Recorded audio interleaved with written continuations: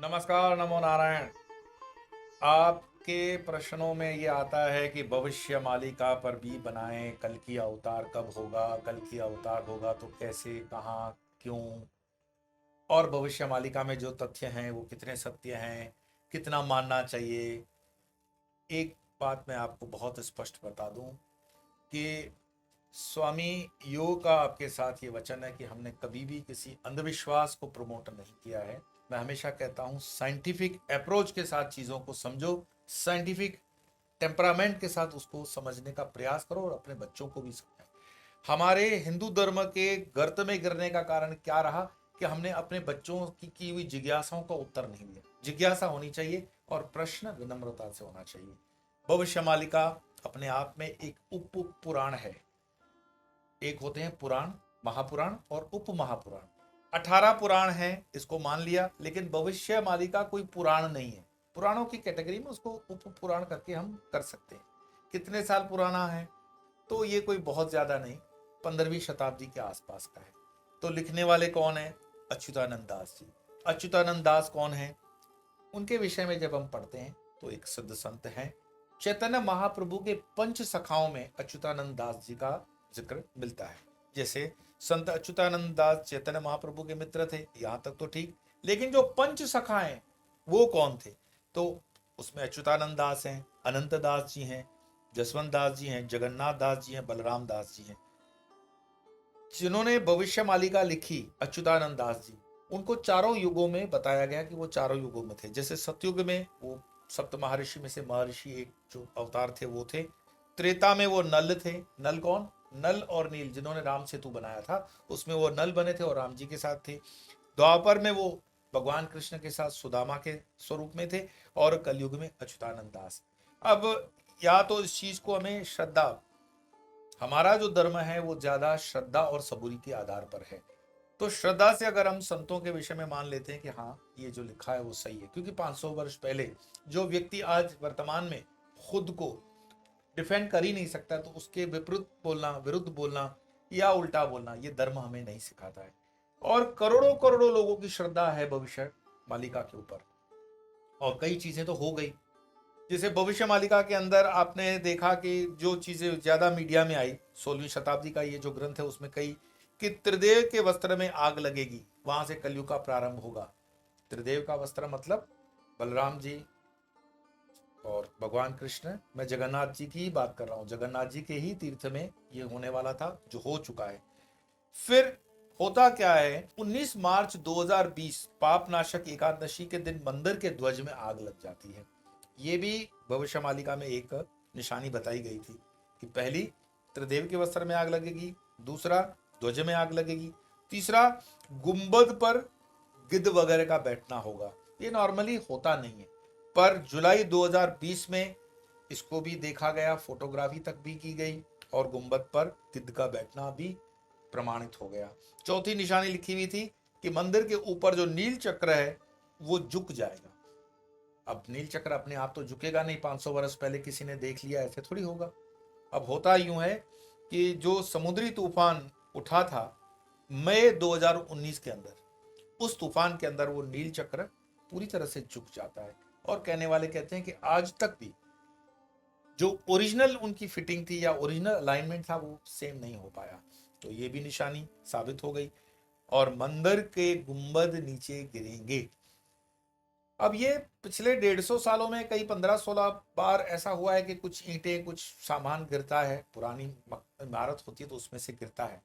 लेकिन जब भविष्य मालिका के अंदर इस चीज का लिखा हो कि मंदिर के गुंबद गिरेंगे या मंदिर के गुंबदों से कोई सामग्री गिरेगी और वो गिरती हो, तो 4 चीजें हो चुकी है, तो 5वीं चीज भी उसमें जुड़ जाती है। ये तो कंफर्म हो रहा है। 6वीं चीज थी प्राचीन बरगद का पेड़ गिरने की धारणा थी। यही 500 वर्ष पहले अच्युतानंद जी लिख के गए थे कि ये कलयुग के प्रारंभ का निशानी होगा। तो 2019 का जिस तूफान की मैंने बात की थी, उस तूफान को नाम दिया गया था फानी। आप गूगल करके देख लेना, क्योंकि मैं हमेशा कहता हूं तथ्यात्मक बातों पे हम बात करें, अंधविश्वास की बात ना हो। तो 2019 के अंदर जो फानी तूफान चला उड़ीसा के अंदर, उसमें वो पुराना बरगद का पेड़ भी गिर गया। अब ये जो वो 6 चीजें हैं, ये भविष्य मालिका के अंदर पुरानी लिखी हुई थी। और जो 2019 से लेकर 2024 तक हम देखते हैं कि हो रही। तो जो चीजें उसके कारण मीडिया में बहुत ज्यादा बाहर आई कि ये तो कलयुग का प्रारंभ है। अब कलयुग का प्रारंभ, मैं ये तो नहीं कहूंगा कि कलयुग की आयुष्य जो बताई गई है उस आयुष्य के हिसाब से तो अभी कोई बहुत ज्यादा समय नहीं हुआ है। अभी हुआ है 5126 वर्ष। कलयुग का जो आयु है वो है 4,32,000। तो उस हिसाब से ये कली का प्रारंभ है। लेकिन हमारी गणनाओं में ऋषियों ने हमको दिया है दशाब्दी। दशाब्दी का मतलब समझते हो? 10 साल। 2014 से 2024 10 साल हुए, इसको दशाब्दी बोलेंगे। शताब्दी तो 1901 से लेके 1999 तक का जो 100 साल का स्पान है उसको बोलेंगे शताब्दी। सहस्त्राब्दी ये 1000 साल होंगे। 1000 साल कैसे होंगे? 11 से लेकर 21 तक, 11वीं शताब्दी से लेकर 21वीं शताब्दी, 1000 साल। तो दशाब्दी, सहस्त्राब्दी, शताब्दी। अब कलयुग की जो गणना हम करते हैं कि प्रारंभ, तो युग को कहीं कहीं पे युग 7 साल का माना गया है। कलयुग की पूरी एज कलयुग की एज मानी जाएगी। लेकिन युग जो होता है, जैसे कहते हैं ना 7 मील के ऊपर पानी चेंज हो जाता है, भाषा चेंज हो जाती है, ऐसे 7 वर्षों को कहीं कहीं पर एक युग माना जाता है। आपने देखा होगा कि दुनिया के अनेक देशों के कानूनों में जो सजा मिलती है आजीवन की, वो 14 साल होती है, ताकि 2 युग उसके गुजर जाए 7 साल के। क्यों 7 साल इतना महत्व है? 7 साल इसीलिए महत्व है कि 7 साल के अंदर सामान्य हमारे शरीर के भी जो पूरे के पूरे ढांचे हैं, इसके अंदर रेड सेल्स और ब्लड सेल, जो भी प्लस माइनस सारी जो चीजें बायोलॉजिकल चलती है, वो बदल जाती है। और एक नया निर्माण ऐसा नहीं एक ही दिन में होगा, पूरे निर्माण को बदलने के प्रोसेस में 7 साल लगते हैं। तो 7 साल उसके लिए महत्वपूर्ण है। तो मैं मानता हूं कि आप जो पूछते हो कि क्या कलयुग का प्रारंभ है, नहीं, कलयुग के उस कालखंड का जहां से परिवर्तन होने वाला है। और ये परिवर्तन क्यों मानना पड़ता है?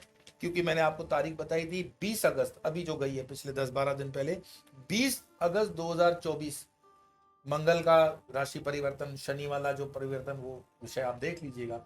ये बताता है, ये जो समीकरण है ये महाभारत के काल के समीकरण है। तो महाभारत के काल में क्या हो गया? तो महाभारत के काल के अंदर जो विध्वंसकारी युद्ध हुआ, उसका बहुत बड़ा इम्पैक्ट मनुष्य के ऊपर आया, मनुष्य समाज के ऊपर आया। और वही समीकरण जो ज्योतिष के हैं वो आज बन रहे हैं। और हमेशा मैं कहता हूं कि 1000 दिन का ये तकलीफ है। तकलीफ है मतलब धर्म अधर्म की यहाँ पर संघर्ष अपने को दिखता है। तो उसमें से बचने के लिए हमें क्या करना पड़ेगा? धर्म से लगना पड़ेगा। तो धर्म से लगने के लिए हमें क्या करना चाहिए? तो धर्म से लगने के लिए जो भी वर्तमान के कलयुग के अंदर चीजें हो सकती हैं, कभी कभी पैरासिटामोल खाने से थोड़ा बहुत रिलीफ मिलता है, लेकिन बीमारी बड़ी हो, कैंसर हो, हार्ट अटैक हो, तो वो पैरासिटामोल से ठीक नहीं होती है।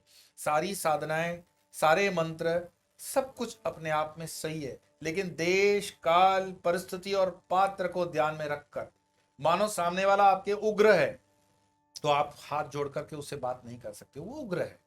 तो उग्र साधनाओं, विधर्मियों के पास क्या है? उग्र है हथियार। तो उग्रता के सामने आपकी साधना भी उग्र होनी चाहिए।